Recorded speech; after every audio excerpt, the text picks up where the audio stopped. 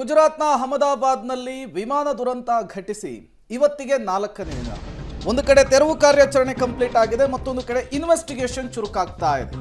ದುರಂತ ನಡೆದಂತಹ ಸ್ಥಳಕ್ಕೆ ಇವತ್ತು ತನಿಖಾ ತಂಡಗಳು ಭೇಟಿಯನ್ನು ಕೊಡ್ತಾ ಇದ್ದಾವೆ. ಎಎಐಬಿ ಎನ್ಎಸ್ಜಿ ತಂಡದಿಂದ ತನಿಖೆ ಚುರುಕುಗೊಂಡಿದೆ. ಸ್ಥಳದಲ್ಲಿ ಬಾಕಿ ಉಳಿದಂತಹ ಸಾಕ್ಷ್ಯಗಳನ್ನು ಕಲೆಕ್ಟ್ ಮಾಡುವಂತಹ ಕೆಲಸ ಆಗ್ತಾ ಇದೆ. ಸ್ಥಳಕ್ಕೆ ಅಹಮದಾಬಾದ್ ನಗರದ ಪೊಲೀಸ್ ಕಮಿಷನರ್ ಕೂಡ ಭೇಟಿಯನ್ನು ಕೊಟ್ಟಿದ್ದಾರೆ ಅನ್ನೋದು ಗೊತ್ತಾಗ್ತಾ ಇದೆ. ಜ್ಞಾನೇಂದ್ರ ಸಿಂಗ್ ಮಲ್ಲಿಕ್ ಭೇಟಿ ಪರಿಶೀಲನೆಯನ್ನು ನಡೆಸಿದ್ದಾರೆ. ಘಟನಾ ಸ್ಥಳದಲ್ಲಿ ಭದ್ರತೆಯ ಬಗ್ಗೆ ಹಿರಿಯ ಅಧಿಕಾರಿಗಳ ಜೊತೆಗೂ ಕೂಡ ಚರ್ಚೆಯನ್ನು ನಡೆಸಿದ್ದಾರೆ. ಅಹಮದಾಬಾದ್ನ ಮೇಘನಿ ನಗರದಲ್ಲಿ ನಡೆದಂತಹ ವಿಮಾನ ದುರಂತದ ವಿಚಾರಕ್ಕೆ ಸಂಬಂಧಪಟ್ಟಂತೆ ಈಗ ಈ ದುರಂತಕ್ಕೆ ಕಾರಣ ಏನು ಅನ್ನೋದನ್ನು ಕಂಡುಹಿಡಿಬೇಕಿದೆ. ಹಾಗಾಗಿಯೇ ಈಗ ತನಿಖೆಯನ್ನು ಚುರುಕುಗೊಳಿಸಿರುವಂಥದ್ದು. ನಿನ್ನೆ ಅಷ್ಟೇ ಈ ಘಟನೆಯ ನಂತರ ವಿಮಾನಯಾನ ಸಚಿವರು for the first time press meet ಮಾಡಿ ಎಲ್ಲವನ್ನು ಕೂಡ ಬ್ರೀಫ್ ಮಾಡುವಂತಹ ಕೆಲಸ ಮಾಡಿದರು. ಈಗ 2 ಬ್ಲ್ಯಾಕ್ ಬಾಕ್ಸ್ಗಳು ಕೂಡ ಪತ್ತೆಯಾಗಿದೆ. ಬ್ಲ್ಯಾಕ್ ಬಾಕ್ಸ್ನಲ್ಲಿರುವಂತಹ ಮಾಹಿತಿಯನ್ನು ಡಿಕೋಡ್ ಮಾಡುವಂತಹ ಕೆಲಸ ಒಂದು ಕಡೆ ಆಗ್ತಾ ಇದೆ.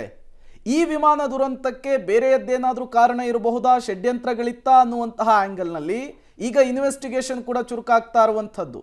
ಹಾಗಾಗಿಯೇ ಈ ಅವಶೇಷಗಳನ್ನು ತೆರವುಗೊಳಿಸ್ತಾ ಇದ್ದ ಹಾಗೆ ಅತ್ಯಂತ ಸೂಕ್ಷ್ಮವಾಗಿ ಸ್ಥಳವನ್ನು ಪರಿಶೀಲಿಸುವಂತಹ ಕೆಲಸ ಆಗ್ತಾ ಇದೆ ಎವಿಡೆನ್ಸ್ಗಳಿಗಾಗಿ. ಓಕೆ, ಇನ್ನು ಅಹಮದಾಬಾದ್ನ ವಿಮಾನ ದುರಂತಕ್ಕೆ ಸಂಬಂಧಪಟ್ಟಂತೆ ಇಲ್ಲಿ ತನಕ 31 ಮೃತದೇಹಗಳ DNA ಮ್ಯಾಚ್ ಆಗಿದೆ. ಈವರೆಗೂ 12 ಮೃತದೇಹಗಳನ್ನು ಕುಟುಂಬಸ್ಥರಿಗೆ ಹಸ್ತಾಂತರ ಮಾಡುವಂತಹ ಪ್ರಕ್ರಿಯೆ ಕೂಡ ಆಗಿದೆ. ಬಟ್ ಇಲ್ಲಿ ತನಕ ಗುಜರಾತ್ನ ಮಾಜಿ ಮುಖ್ಯಮಂತ್ರಿ ಆಗಿದ್ದಂತಹ ವಿಜಯ್ ರೂಪಾನಿ ಇದ್ದಾರಲ್ಲ, ಅವರ ಮೃತದೇಹಕ್ಕೆ ಸಂಬಂಧಪಟ್ಟಂತೆ ಯಾವುದೇ ಅಪ್ಡೇಟ್ಗಳು ಸಿಗ್ತಾ ಇಲ್ಲ. ತೀರಾ ಕಷ್ಟಕರವಾಗ್ಬಿಟ್ಟಿದೆ ಮೃತದೇಹಗಳ ಐಡೆಂಟಿಫಿಕೇಶನ್ ಕಾರ್ಯ.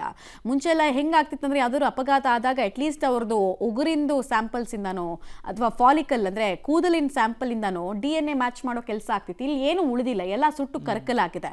ಈ ಕಾರಣಕ್ಕೋಸ್ಕರ ಯಾರದ್ದು ಮೃತದೇಹ ಯಾವುದು ಅಂತ ಕಂಡು ಹಿಡಿಯೋದು ಕೂಡ ಕಷ್ಟ ಆಗಿದೆ. ಎಲ್ಲ ಬೂದಿ ಆಗಿ ಹೋಗಿದೆ. ಆ ಬೂದಿಯಿಂದ ಹೆಂಗೆ DNA ಮ್ಯಾಚ್ ಮಾಡೋದಕ್ಕಾಗತ್ತೆ?